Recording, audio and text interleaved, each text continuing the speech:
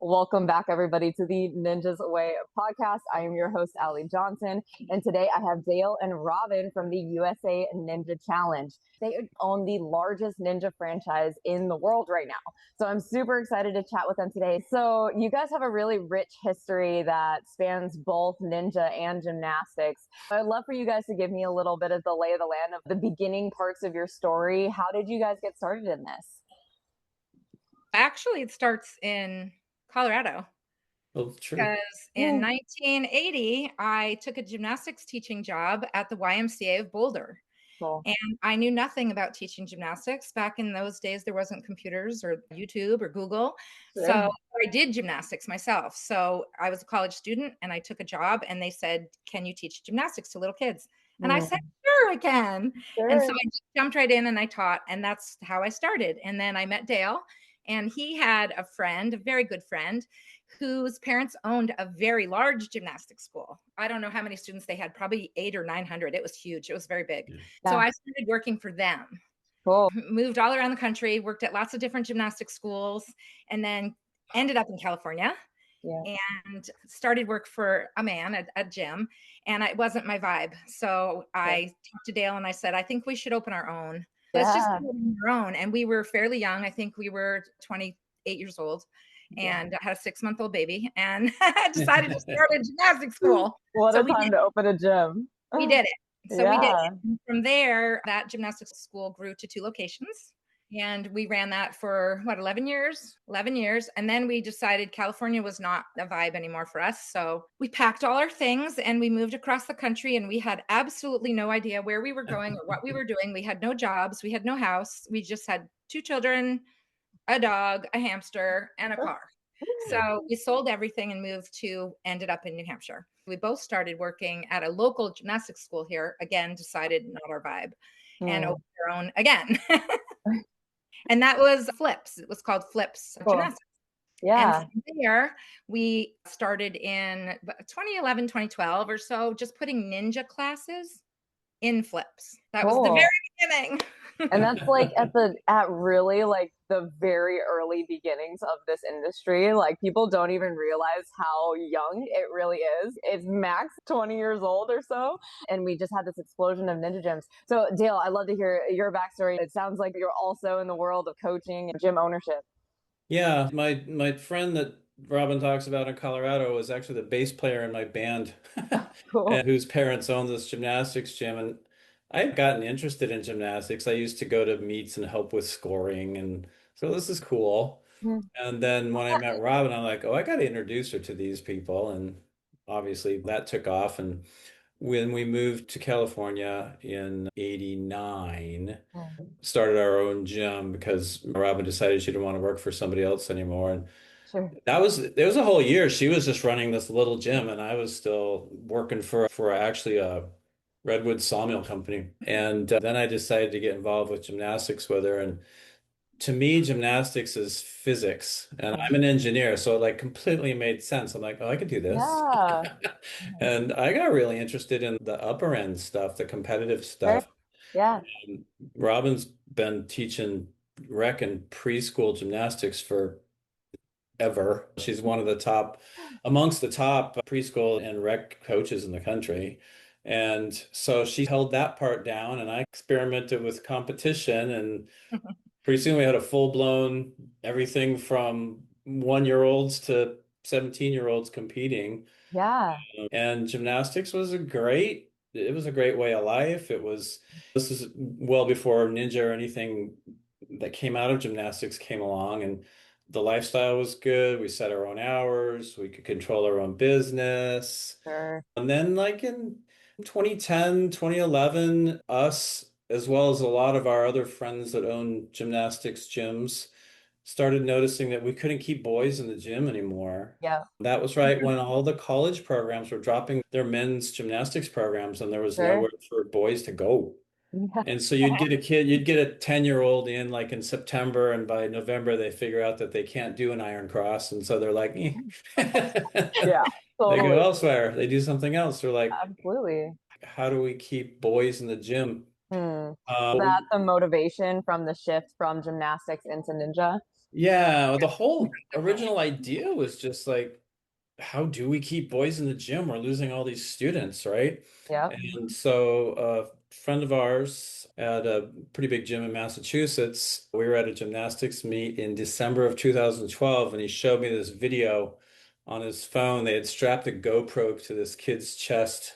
Oh, cool. And he was running a makeshift obstacle course in their gym. And I like look at him, I go, this is kind of like American Ninja Warrior. And Yeah, maybe there's something to this. What do you know?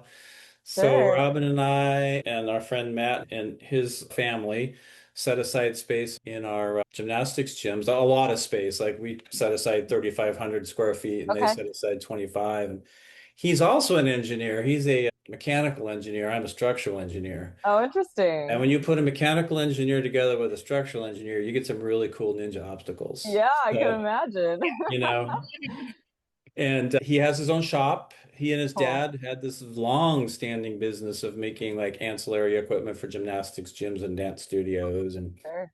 so we're like, let's turn this into ninja manufacturing shop, and we did, Cool. and started playing with obstacles and lesson planning. And we had a couple people that worked for us, both us and Matt as well, that were super interested in what we were doing. So we formed this little core group and started running the program and then started doing fun competitions against each other. And then, Cool. yeah, and then other gymnastics gym owners are like, what are you guys doing?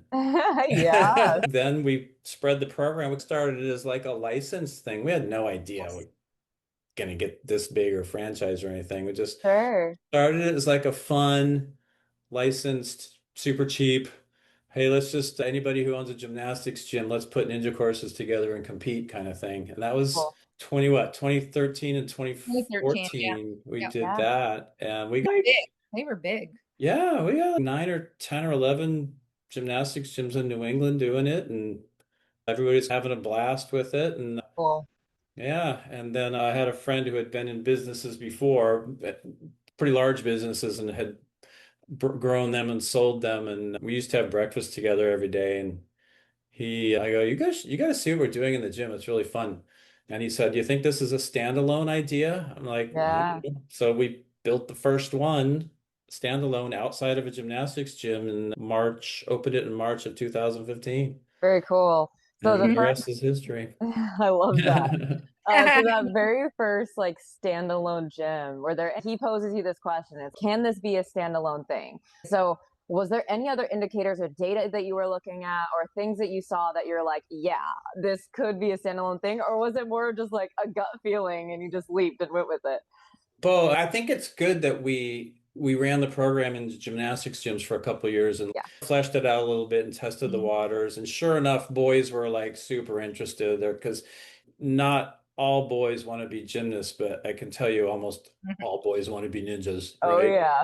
And Yeah. then yeah, and then my girls team, my competitive, like my level eights and nines are like, Dale, can we do a ninja? I'm like, no, you have other things to focus on. But I Sure. told them they should be ninjas. They're like, yeah, point your They should toes, know. point your toes. Yeah, yeah. put your toes in ninja. Yes. Yeah, so everybody was interested in Ninja. And so Yeah. I think when we built that first one, we had a pretty good foundation and knew that we actually thought it was going to be 85% boys, Yeah. Mhm. but turned out to be pretty much 50-50. Mhm. There's a lot of And girls in ninja, especially yeah, in the younger age groups. yeah. Yes. And then we actually outgrew that space.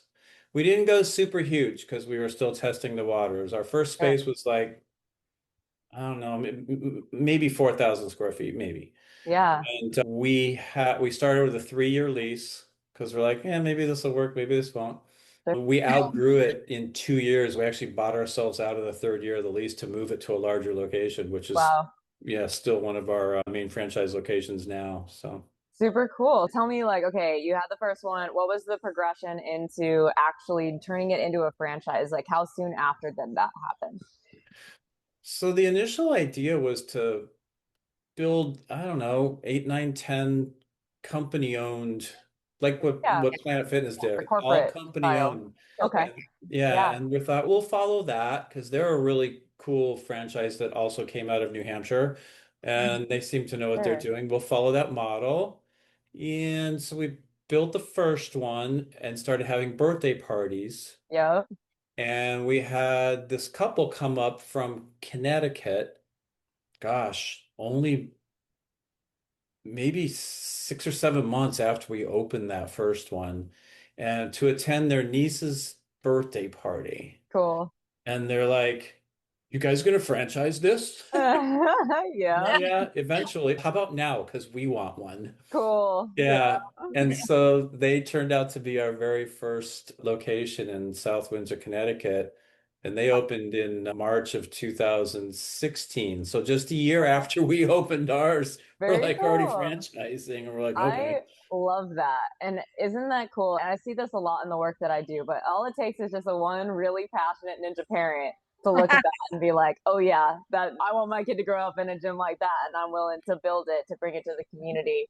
So that's Yeah. very cool. So that happened rather quickly for you guys. Yeah. Yeah. And the reason we always tie back to gymnastics is for a few reasons. And Robin will say the same thing. It's like, our type of business, if you come from where we came from with community oriented business and working with kids and families, and that's what Yeah, gymnastics is and has always been. absolutely. And we carried that philosophy into developing the ninja program. Yeah. And it's interesting, like people get into ninja now and think that it's 4 or 5 years old, and it's Sure. not. It goes way back. At least Yes. in this country has its roots in gymnastics gyms. Yes. Yeah, so you never really want to forget where you came from, Yeah, I you love know? that. And it's always good to look back to see how far you have come. And so let's talk about that journey a little bit. So, what were some of the big obstacles, whether they were maybe financial, operational, or maybe just like perception when you guys were getting started out and building USA Ninja Challenge brand? I think I remember, Robin probably remembers too, like standing in the lobby of the gymnastics gym having conversations with parents, and they're like, "Is this just a fad?" What Yeah, even is? Is this I was told karate? it was a What? bad use of our time. Sure. Being You time and still hear that? energy. Yeah. Oh Yeah, you yeah. still hear that. Absolutely. Yep. So So, that was one of the obstacles in just educating people yeah. as to what we're doing and what it's all about. Even still to this day, people ask what I do, and I'm like, "Oh, I own USA Ninja Challenge. We're a franchise." And they're like, "What's ninja?" Yeah, So, yeah. still. And so that's one, and just getting people to understand that we are a sport, Yes. that It where is its sport. roots came from, what it's all about, why it's good for kids. So that was actually probably our biggest obstacle. Sure. We bootstrapped this thing from the beginning. We never took a loan. We put in cash and time, and Blood, sweat, and tears, I'm sure. yeah, and our business partner put in cash and time. And people ask us, "What's your debt structure?" We're like, Mm. "No." You don't have any debt. We don't believe in debt. So that part was never really that much of an obstacle. Yeah. It was more of getting people to understand what we do and why it's important and why you should own a ninja gym. Mhm. The biggest obstacle we have now is really just like we're the leaders and we always have been, but staying in that position, and it's hard to stay in the lead when you don't have cohorts and peers to Sure. bounce ideas off of. Yeah. And yeah, so we're always expected to know what's going on. Yeah. We're out here at the point finding out what's going on. So, Sure. Yeah. but again, we're super huge networkers. We support all ninja. Just like when we with the gymnastics gyms, we used to do a lot of collaborative advertising with other gymnastics gyms Cool. because gymnastics supports gymnastics. Yeah. Soccer supports soccer. Now, ninja supports ninja. So we want all ninja to do well. Sure. Even to the point where we're now partnered with the USA Pentathlon. Very cool. And yeah, and it was interesting. We had our first annual franchisee conference last week, Yes. and we had Kevin Montford, who's the president of USA Pentathlon, who we've been Mm. working with for a long time. We've been doing fundraisers for them, and he came and gave an excellent presentation. And even to our owners, who they know that we're partnered with, but hadn't really figured it out. It was so educational for them. What actually is pentathlon? Why is Yeah. Ninja in it? How is Ninja going to move through pentathlon and onto being its own sport, hopefully, not this next Olympic round, but the Sure. following. Yeah. And just looking at the people around the room when he was talking and everybody, the light bulbs were going on. They're like, Yeah. oh, I see why we're doing this now. Absolutely. And there is a Uh, massive opportunity sitting in front of Ninja, right? Yes. And it's all kind of culminating to this. Obviously, 2028 is, I think, a big foot in the door for us to really show the spectatorship and the viewership and how cool Ninja is, right? For it to have its own standalone. So you speak about being a trailblazer, right? Being the one that has to have all the answers. Just curious, from your perspective, like, how do you see the Olympic sphere, the USA Pentathlon, like these things, how do you see that interacting with the local Ninja Gym? And how can the local Ninja Gym take advantage of what's going on in the greater sphere of things? Yeah, actually, Kevin and I talk about this a lot. And he brought up a couple really cool ideas that we've been thinking about. He goes, okay, right now, if you want your kid to go to the Olympics with Ninja, you have to be a pentathlete. Yep. How do you do that? Right. We have figured out how to conquer a couple. Like, all right, you go to a ninja gym, so obviously promote ninja. Yep. Find a swimming school near you because Sure. swimming is one. Running is easy. We can run in a ninja gym. Yep. Then you've got shooting, which is actually a laser gun now, and then fencing. Fencing, I don't know. Yeah. How does that So fit? here you've got this kid that's going to ninja class, swimming Uh, team, fencing class. It's like, meh, it's a lot. Yeah. But the idea of starting to at least combine some of those, Mm. and then obviously he's a huge networker too, cross promoting, find the swimming schools and the fencing academies near your ninja gym.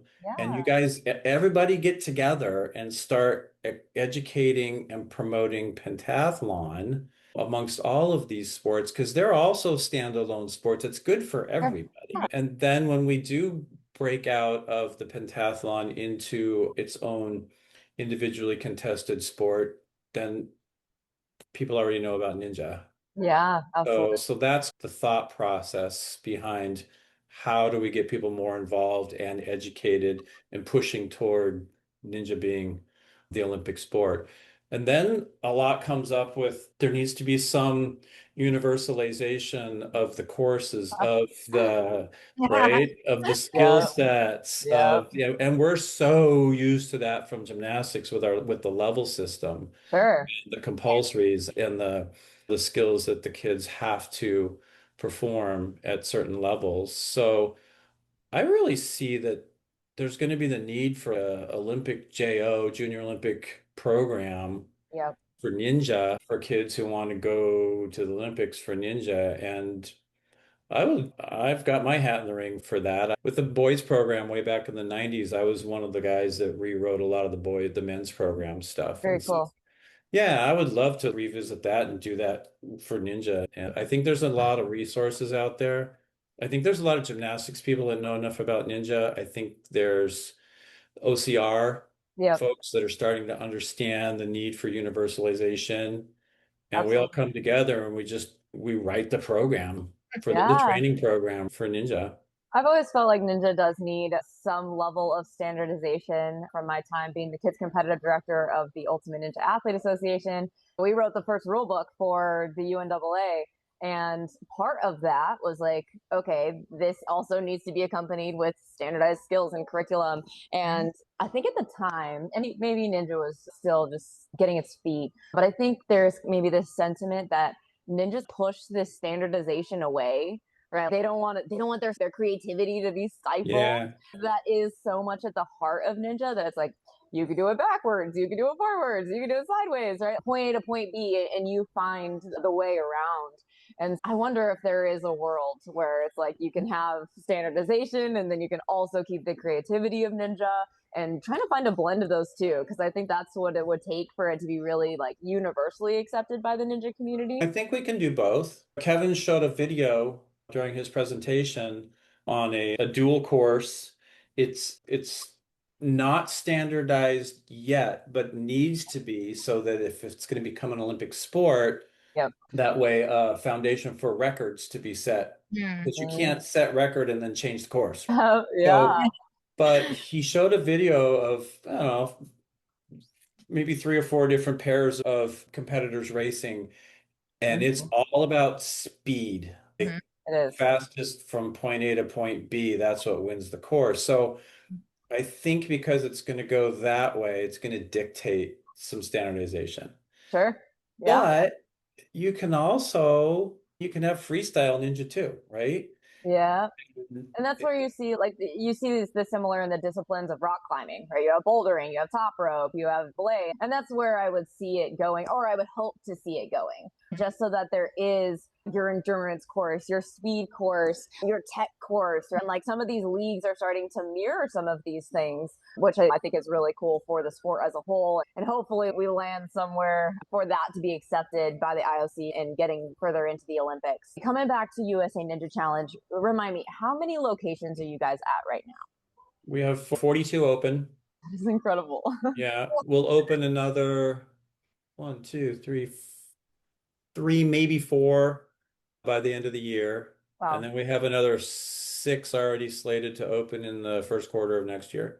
That is so cool. So you guys are on the road to 50 here pretty quickly. Yeah. You hit 50, like what's next? The general milestones are hit 50 and then hit 100, hit Sure. 200. Okay, cool. And it's funny because in a lot of franchising, it's like one of my favorite franchises models out there is it's a window washing company, Okay, and they outfit their franchisee with a van cool. and tools and training on here's how you go get customers. Okay, go. And these guys just explode because it takes a month to get somebody up and running, right? Sure. And here we picked this crazy, hey, let's go install a bunch of equipment. Oh, and by the way, we need buildings that have 16-foot ceiling heights. And Yeah. so it can be a little while from time somebody signs to the time they open, but we're sticking with it. Yeah, sure. And I can imagine. So, just out of curiosity, somebody's interested in opening up a ninja gym or USA Ninja Challenge. Like, how long from that point till opening day would you say that it takes to actually get a ninja gym open? Yeah, on the average, just between signing your franchise agreement and opening your doors, on the average is about a year. Okay. Because you sign, then you got to find a location. Yeah. That can be 3 or 4, 5 months. Then you got to get permits. That can be a month or two. Before COVID, that was like a week. Now it's Sure. a month or two, and then you got your build out and your pre-opening, which is 3 months. But even though a year may sound long, it's everybody's engaged in working, and there's definitely a lot to do. Oh, absolutely. Yeah, you need just every second of that time, right? yeah, To get it open. yeah. So just that process of opening a business, you already feel like you're in business. So. Yes.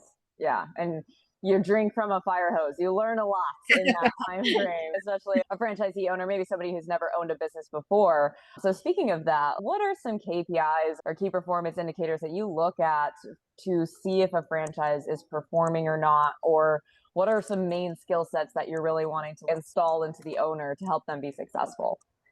Yeah, so the KPIs that we look at, of course, are enrollment.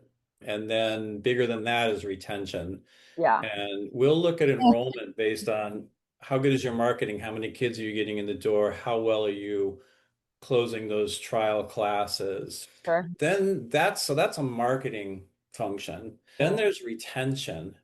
If you're a revolving door and you've constantly got kids, something's up with your coaching. Your coaches aren't retaining kids. The kids aren't having fun. What's going on? So Yeah. to us, then that's a training function, and we'll go will obviously go give help in the training area.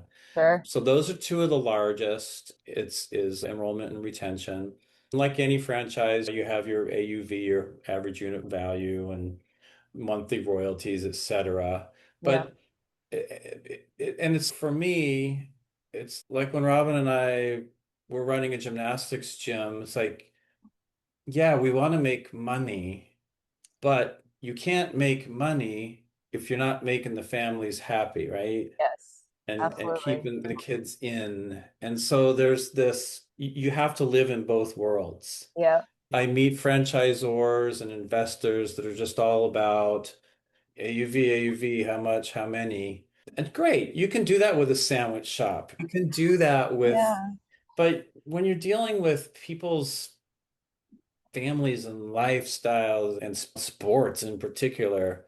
And it's all about how well are the kids doing? Are we keeping them engaged? So those are huge for us. And we can Sure. pretty much tell how well any location is doing just based on enrollment and retention. Yeah, absolutely. And Robin, I'm sure you have tons of experience when it comes to like really connecting with kids because, and I say this all the time, but it's like this is a relationship built business, right? And so, how do we train staff to truly build connections and relationships that are lasting, right? Like that they want to stay with a sport. And ninja has, just like gymnastics, has a unique ability to get a kid when they're 3 and keep them Absolutely. till they're 13. Yes, And if they're yes. that bought in, they want to then become a coach. Some things that you've learned over the years from coaching about connecting with students, creating relationships, and how can we distill that into our coaches? So here's a great story. Our very first customer ever for a birthday party, our gym was not open yet. And we were waiting on the city of Concord or somebody, the fire marshal, somebody to come and give us our video, Yeah, yeah, to be open, like legally, we're sure. open. We were ready. Everything was beautiful. Everything was clean. The bathroom has toilet paper in it. We're ready to go. Yeah. We're ready for this little girl's birthday party. And this little girl is turning 5 years old. Mm, And I had to call this woman and say, sorry, we can't have your 5-year-old's birthday party. It was horrible. I felt yeah. so horrible. And this woman is my very good friend. Yeah. Her daughter stayed in gymnastics for 19 years with us. Wow. And she coached for us. So And she cool. ran birthday parties for us. That's awesome. Isn't that amazing? So it's the connection. Yeah. It's the being kind. It's being understanding. It's actually really caring about your students, your customers. They are not a dollar to me. I could care if you did an interview with someone and I sorry, I apologize. I don't remember who it was. And they said they wanted to give Ninja free to everybody. And Mm, that's me. Like I would yeah. love it to open my doors and be free and not Sure. because I really don't, I'm not money motivated. It's not one of my core values at Yeah. all. I am connection motivated. And I love children. Yeah. And I So think coming from that place, and I think there's some signifiers of somebody who is like that when you're going through yes. your hiring process. And it's like, who Oh are yeah. these kinds of individuals that are really just genuinely in it for the connection of the kids? And that makes a big difference in how your product is perceived and how it's delivered on the floor. And you talk a little bit about core values. So I'd love for you guys to share with me, what are the core values of the USA Ninja Challenge? What is the ethos of your business? Like, how do you guys make decisions? That's an interesting and timely question Yeah. because we did a workshop at conference last week with a few of the franchisees that came ahead of time. And we are currently working on reworking our Sure. mission, vision, values. And so we got getting a lot of input. We're going to put it out to the next layer as well, too.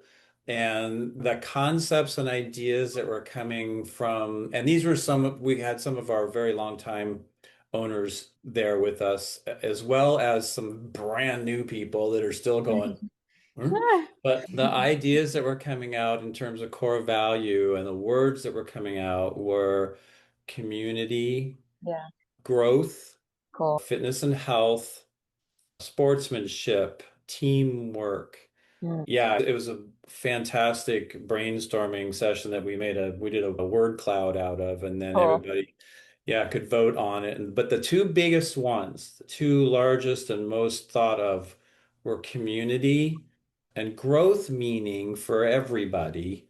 How are these kids growing by learning how to overcome obstacles, both Mhm. physically and mentally? How are Yeah. they growing on their journey through ninja, through their levels and the skills that they learn?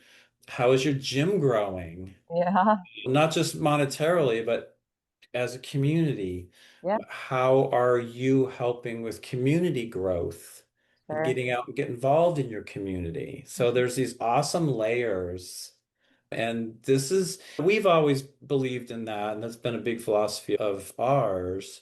But to hear it echoed back with these Yeah. franchisees that have been in our system for a while was, Sure. was really cool. That So, is really cool. And yeah. that's what good core values should do, right? Like they should be something that can be put on a lens of the kid experience and the coach experience and the business owner's experience and the communities at large experience. It should be something that can apply to all of them. But Exactly. if it doesn't quite apply to maybe one of these niches, maybe it's not one of those core values that like sticks because it can't be applied to everybody. So I think it's really cool that you're talking about, hey, we need to rework this, like we need to revisit this. And I think that people get stuck in their ways, right? What was the indicator to say, hey, we need to sit down and rework this, right? You guys already have longstanding history. You've already been business owners for a long time. So why rework it? What were the things that were like, okay, we need to spend time doing this? We've been around, USA Ninja Challenge has been around officially when we started franchising for 10 years, almost Yeah, 10 years. And then for the 2 years before that, and we had mild to moderate growth for most of that time. But in the last 3 years, and especially the last couple of years, we got some pretty explosive growth. yeah. So we've gotten to that point of, oh, wow, we're this big now. We're too small to be big and we're too big to be small. And we're in that weird growth phase, right? Yeah. And so what we decided to do as a whole is okay. And we have a pretty big staff for our size. We have a staff of a total of 14 right now, and Okay. we'll be hiring more. But we also know that we have a lot of folks out there that have run our ninja gyms for a long time, and there's a whole resource for input there. So Sure. we have just opened it up to everybody, our staff, and owners to now work together as a team with everybody's input. Let's all make this bigger together. Cool. And so we just got to that point and that next phase, and that's what prompted us to do the conference. We're going to do an annual conference now every year.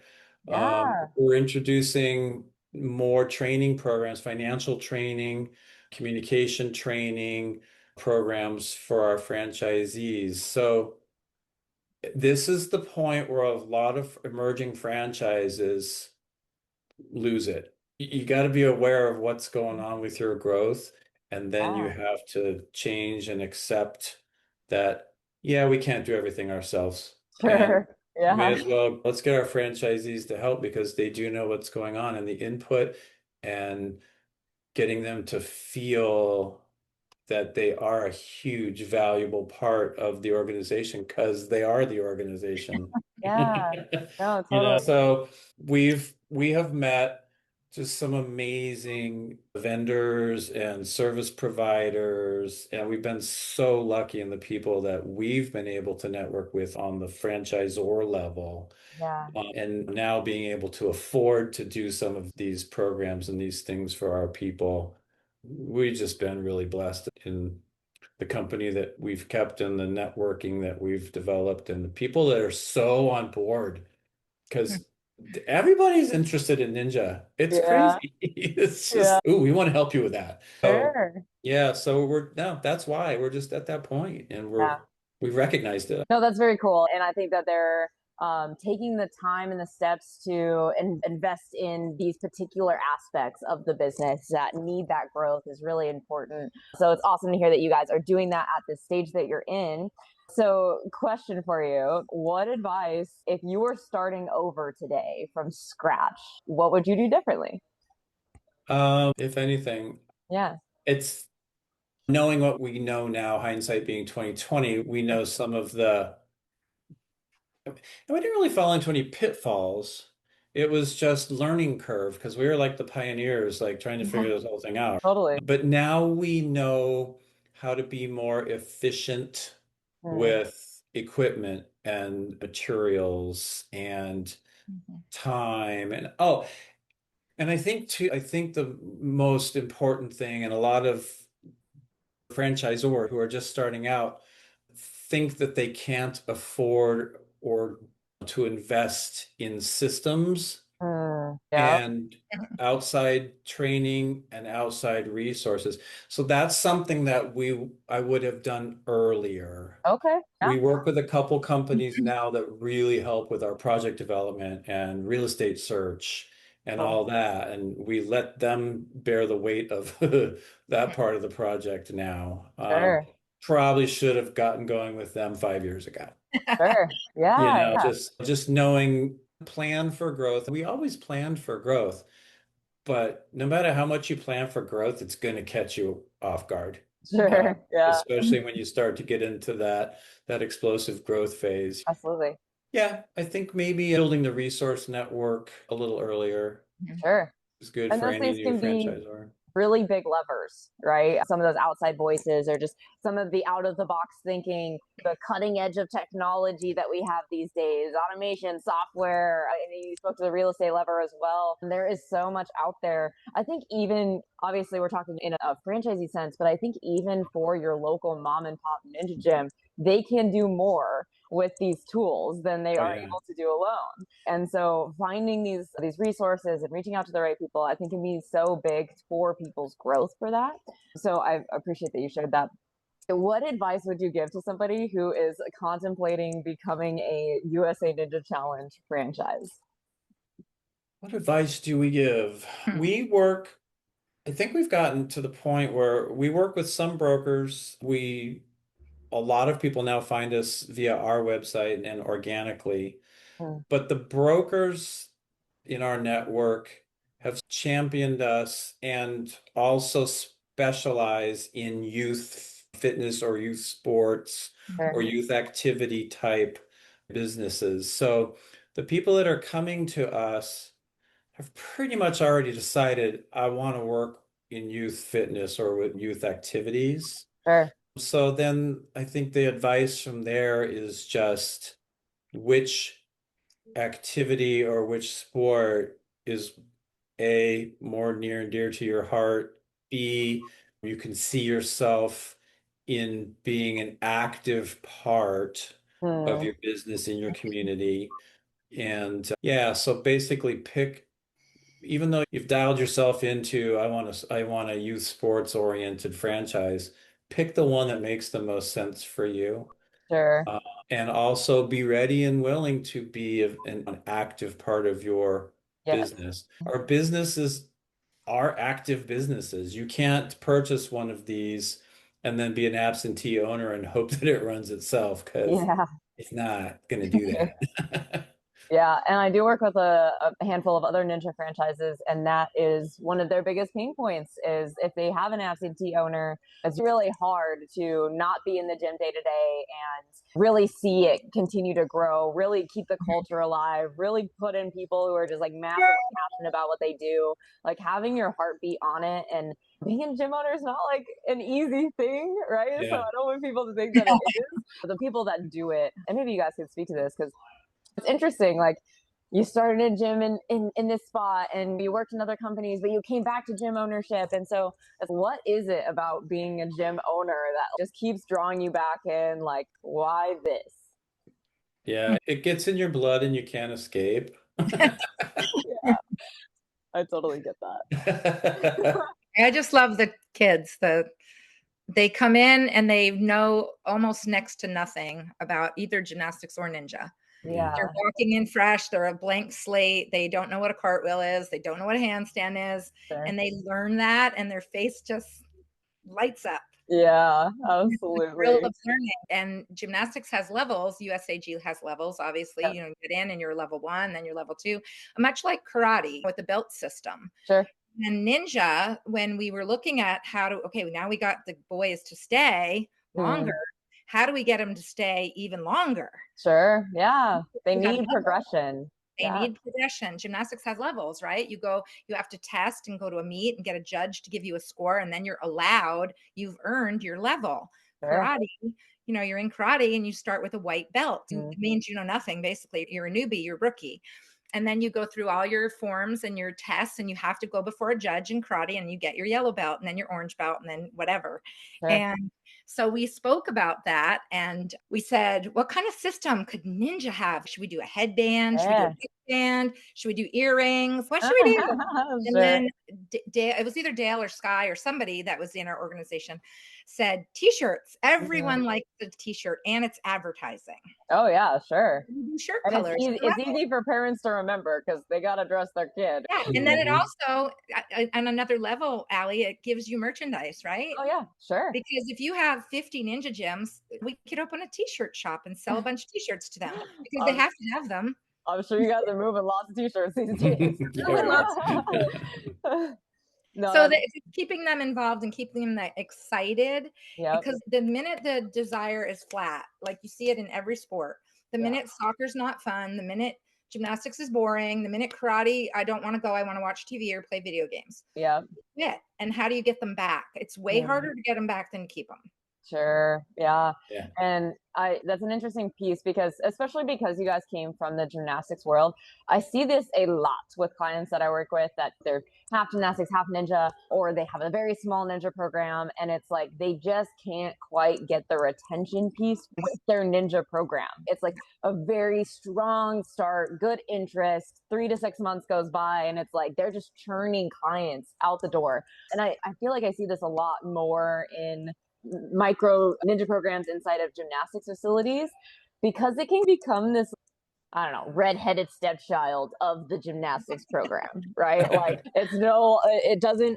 they don't take the time to have its own curriculum and its own coach training, and it does need its own thing for it to stand on 2 legs. So I'm just curious if you guys have any experience with that when you first started, when it was just a small gymnastics program. What were the things that helped you keep the longevity, the retention? Obviously, you spoke a little bit about the level system, and I think that has a lot to do with it. But were there other things that you guys noticed? Yeah, we had the competitions, we called them a June Gym Jam, which was like a little in-house competition with fake judges. Like you'd have somebody with a clipboard and timing kids, whatever. So I guess they weren't fake judges, but they weren't certified or anything. They were just friends from our gym or staff from our gym. And we had these competitions, and these kids would get so excited, practice and get into their levels. And then because we had the levels, there was they were running against their same level friends. Yeah, sure. A yellow ninja belt wouldn't be running against a purple ninja. That's just not fair. That's like taking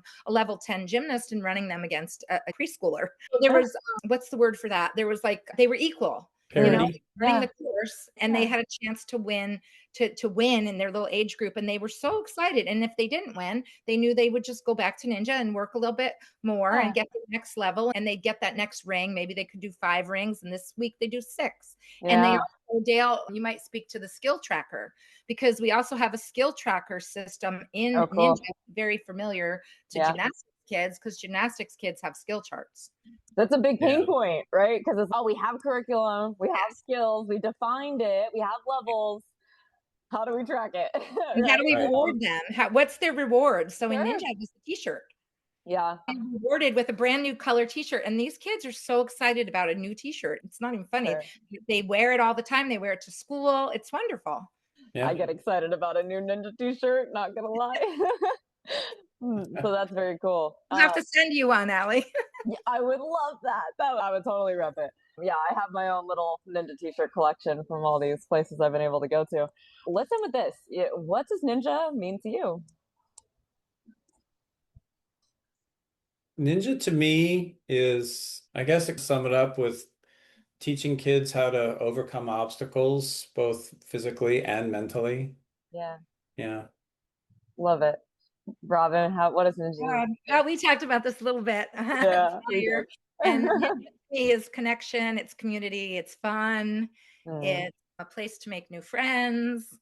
It's a place where you might feel safe, where maybe you might not necessarily want to do a team sport like basketball or football or field hockey, or you might not fit in, so to speak. So Ninja, I think really Ninja to me is a place where everyone fits in Yeah. and everyone's welcome. It's the home for misfit kids. And it's fun.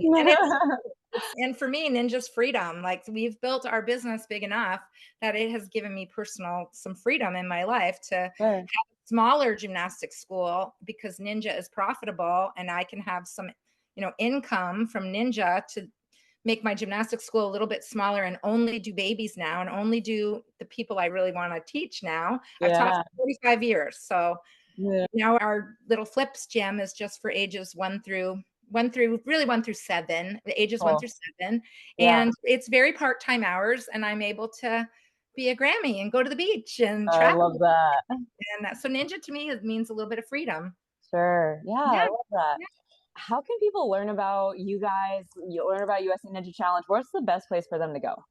2 places. If they start at usaninjachallenge.com, Sure. that's our national site, and they can see all of our locations across the country. There's a link on there to our other site, which is ninjafranchising.com. So that's the franchisor side, and they can learn more about purchasing a franchise, how to contact us to do that, etc. Sweet. Excellent. Thank you guys so much for your time sharing your story today. And I can't wait to share this with my community. All right. Thanks, Thank you, Alex. Allie.